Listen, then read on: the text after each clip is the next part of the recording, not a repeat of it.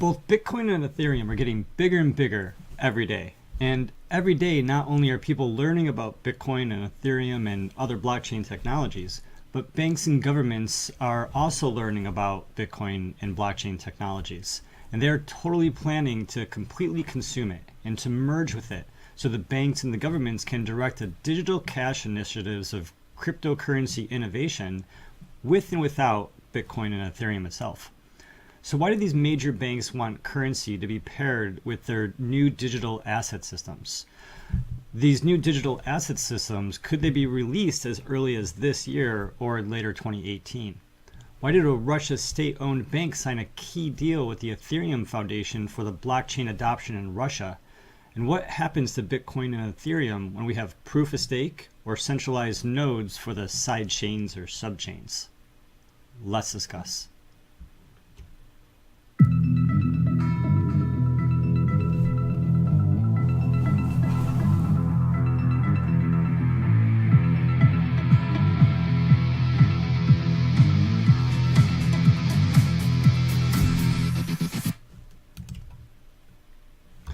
Hey everybody, I'm Gary Palmer Jr., you're you, and together, welcome to Minting Coins.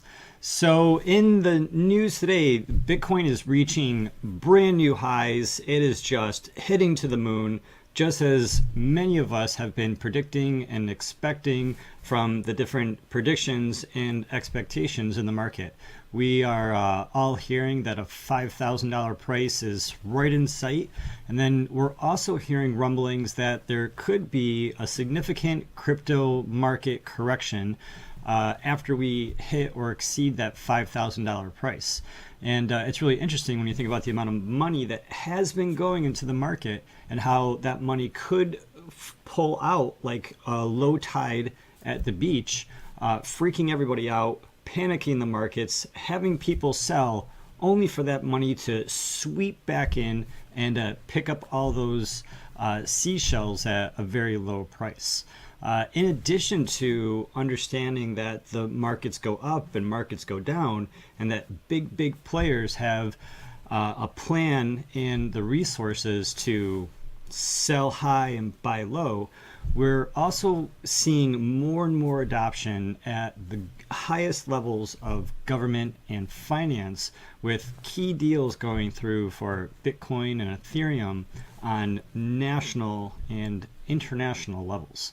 So with that being said, let's take a quick peek at the market, pop into the news, and let's discuss.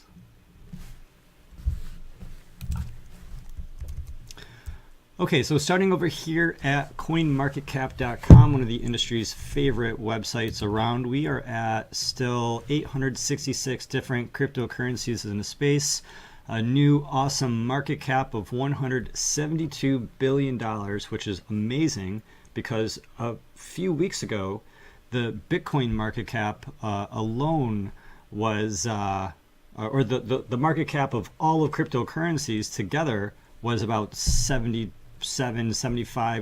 billion, right?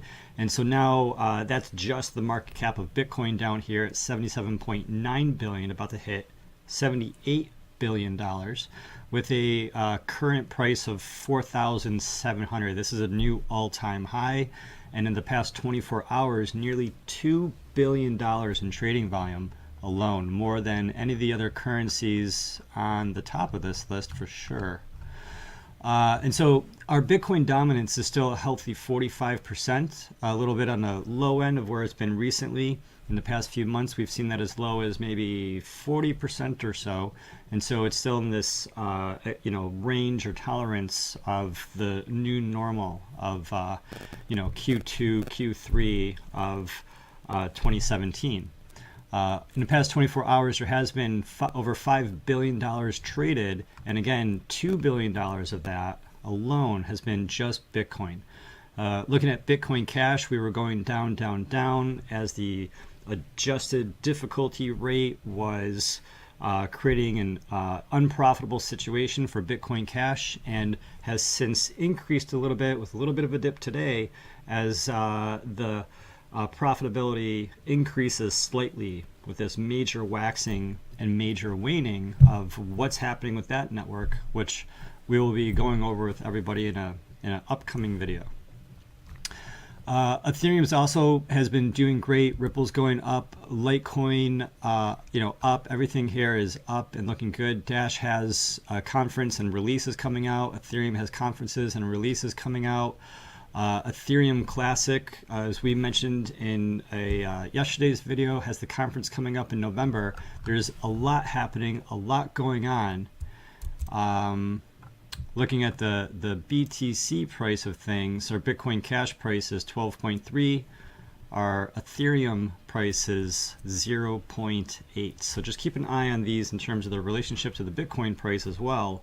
And understand that if it's going up in dollars, you want to make sure it's also going up in Bitcoin if you're talking about a coin that isn't Bitcoin, even if it's Bitcoin Cash. So turning into today's news, the first piece of news for today, just a second here. So we have this one article at Finance Magnets with 6 additional banks joining the UBS Digital Cash initiative. So there's UBS Bank, UBS International Financial Services Corporation. They have this digital cash initiative, and with this initiative, these 6 additional banks have joined up. And so these 6 additional banks include Credit Suisse, Barclays, Canadian Imperial Bank of Commerce, HBSC, State Street, and MUFG. These 6 banks have joined the Swiss bank, the international bank, the Swiss bank UBS, their digital cash system plan. And this is going to allow financial institutions to send payments very, very quickly and to settle those payments through blockchain technology, which is essentially an instant send and an instant settlement at the same time, cutting out all the middlemen that slows down their process. And if they have a faster process of sending and settling, keywords there from the financial institution's perspective, and settling, then that can free up money by increasing the speed of people receiving money and the flow of business throughout the entire chain, every step of which the bank probably makes a fee. So this system specifically is going to be called the Utility Settlement Coin. This is the USC coin, the USC coin created by UBS. Man, that's going to get confusing with the dyslexia in some of those business circles, but USC, the Utility Settlement Coin. So if you've been watching this channel, sometimes we talk about the network effect of blockchain technology. We talk about the network effect of Bitcoin being the first and the biggest, and how it has so much penetration and investment in terms of the resources of people's time, money, resources put into it. Bitcoin has a huge network effect. And because Ethereum does something unique and different that Bitcoin doesn't do, Ethereum has a huge network effect unto itself, right? And then with these network effects and making these blockchains very, very big while seeking to scale these blockchains, we want to create these proof of stake nodes, or we want to create these side chains or subchains, whatever you want to call them. And there's going to be a network effect for these sidechain, subchain technologies, or these different nodes to become the primary nodes and or the primary technology that these companies are going to be using, that companies around the world are going to be using.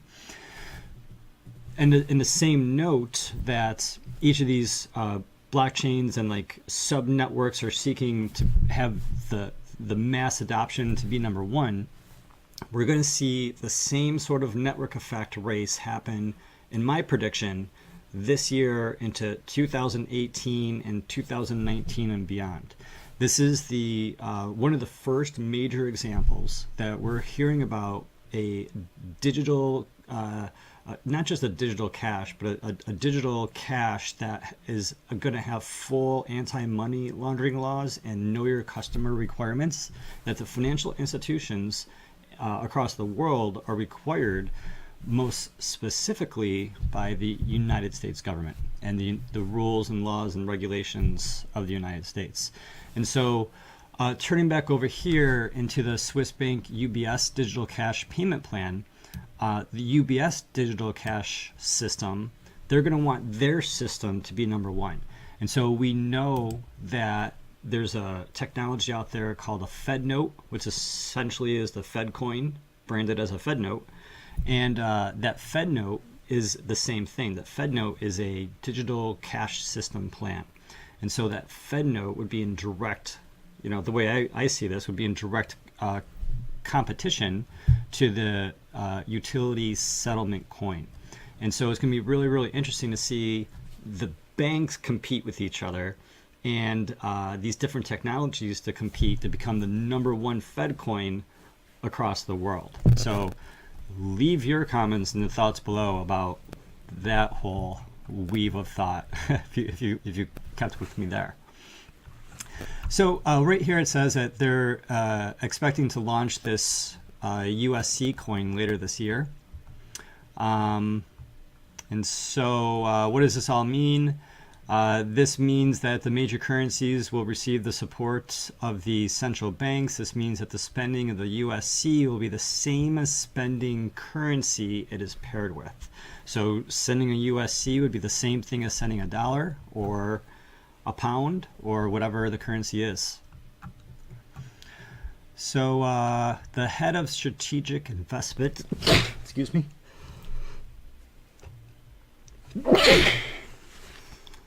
Excuse me.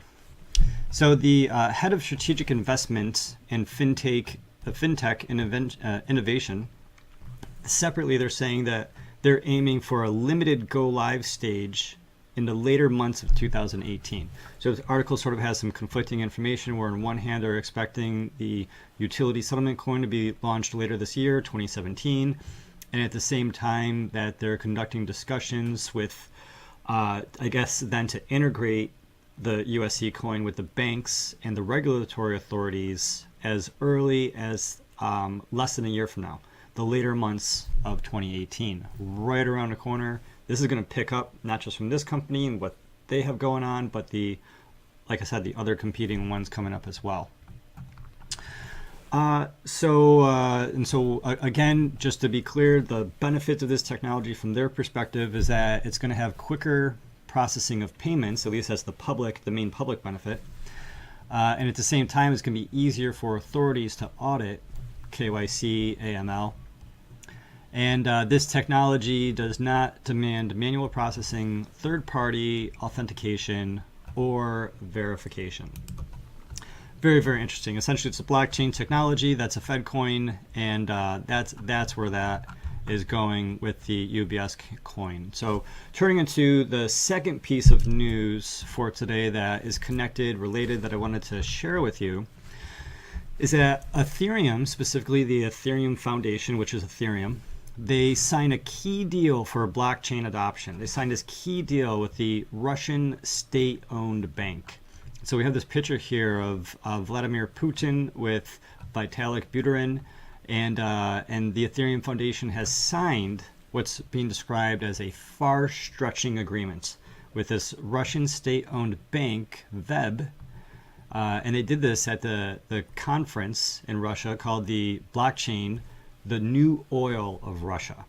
And so we've been talking about this a lot, that Russia sees blockchain technology and Ethereum most specifically as the ability for Russia to become the new Silicon Valley of the new industrial order, which is blockchain technology. They really want to leverage the Ethereum technology globally, while, as we've seen in other articles, implementing a state-sponsored Russian bit ruble, and at the same time allow Bitcoin for the users that are verified, that are authenticated, and only those people will have access to the Bitcoin technology. So they did this, and what are they getting out of this? So they're going to be receiving a new blockchain technology training program in order to move forward Russia as the leader of the blockchain world. And it's really interesting because is anyone from the American government seeing this? Is anyone from America thinking that this could be, you know, something that America wants to take advantage of, something that America wants to, you know, continue being the leaders of the technology in the world, of finance in the world? Well, Russia is poised here, you know, and Russia is poised to have huge impacts on the world because of the Ethereum and the blockchain technology. So let's read this quote real quick. The agreement provides for a long-term and effective partnership in the implementation of projects using the technology of distributed registry and Ethereum platform, and B, the formation of an expert community on the Ethereum platform in Russia, and C, the joint development and implementation of educational programs for training specialists in the field of distributed registries and the Ethereum platform, based in Russia, based on helping Russians become these leaders of this technology. Because this program, as this article is pointing out, is going to produce educated and trained Russian blockchain experts for use and help in the state-owned corporations as well as government bodies. So government-owned corporations and the actual you know, departments and bodies of government of Russia. The Competency Center will be centered in Moscow and will open in September 2017. So just in tomorrow, or just, you know, sometime in this coming month. And so what's the impact here? So the impact on Ethereum is going to be extremely positive short term. Additional partnerships with government bodies create a much greater chance of the chain stability, of the Ethereum stability, of the confidence of the Ethereum blockchain succeeding globally in the world, as well as its use. And so the prices should respond positive to this news. It should be positive in terms of the price because more people are going to, you know, traders and investors are going to realize there's going to be a greater demand for Ethereum. More people are going to want Ethereum. More applications are going to be built with Ethereum. Ethereum is going to be required for more people to do things in the future because of this adoption in Russia and other places across the world with major corporations. But at the same time, I just want to point out to everybody that if the shift, as this article states, if the shift from proof of work to proof of stake does take place per Vitalik Buterin's roadmap, it may result in substantial government-held nodes, effectively centralizing the Ethereum block creation. And so we have ethereum.org over here, and we have ethereum.org/foundation where you can read a little bit about the Ethereum blockchain, and you can see Ming Chen and Vitalik Buterin and Jeffrey Willick and others. And you can see more information about Ethereum and the Ethereum Foundation and the roadmap. But this is really a key point of the world and blockchain technology that may be inevitable. Some people will find solutions around this. But with that being said, the network effect of the adoption of the blockchain technology with the interest in the secondary layers of government and corporate convergence with you know, also financial corporations and whatnot, bringing these, you know, together. If these nodes have the you know, you got to have a lot of money to have a node, then who's going to have a lot of money? Governments who can print unlimited amounts of money, and then they could potentially buy up these nodes, prevent ordinary people from, you know, maybe purchasing initially, you know, Ethereum or Bitcoin or whatever the case may be, to allow an individual to run their own node. But if these nodes are centralized by, you know, if the government has 100 of these nodes, then they have a lot of power, a lot of control on Ethereum and the voting and controlling of it moving forward.